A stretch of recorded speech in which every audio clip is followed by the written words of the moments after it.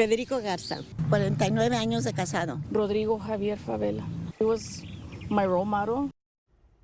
Those are the voices of just some of the people who visited the graves of loved ones today at the Rio Grande Valley State Veterans Cemetery.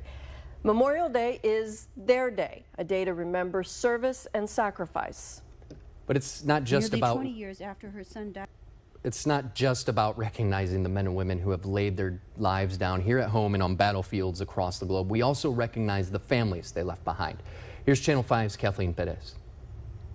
Nearly 20 years after her son died on the battlefield, Lisa Sakula can still remember the conversation she had with her son Dustin about joining the military. He graduated in the top of his class, and he was offered scholarship.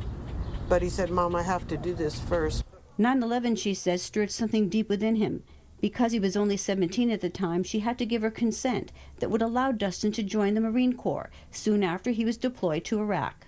My brother didn't come back, and you learn how to deal with that and stuff, but I'm proud of the sacrifice that he made. The 18-year-old was the first Edinburg native to be killed during Operation Iraqi Freedom. Although his family is still trying to come to terms with his death decades later, his heroics on the battlefield give them solace.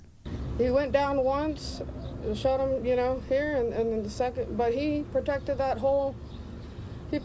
whole crew, and if it wasn't for him, they told us that there would have been more lives lost that day.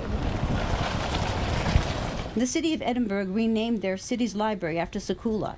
It now serves as a living tribute to the Sakula's service and sacrifice. I'm reminded just by going through our main street how many heroes we have, men that have actually given up their life. A sacrifice that should be remembered on days like today. You got to remember the sacrifice that these guys do. Even the ones that come back, they give up their lives, their comforts here to go and serve over there. That way we don't have to. That way that doesn't come over here. Nearly 20 years after her son's death, Lisa thinks of what could have been if Dustin was still here. He just wanted a little family, a couple of acres, some horses, and to live on a farm or a ranch. Nothing big. Through it all, Lisa and Danielle have remained strong for each other. They carry the memory of Dustin in their hearts and are living their lives in his honor and in remembrance of all the servicemen and women who have paid the ultimate sacrifice.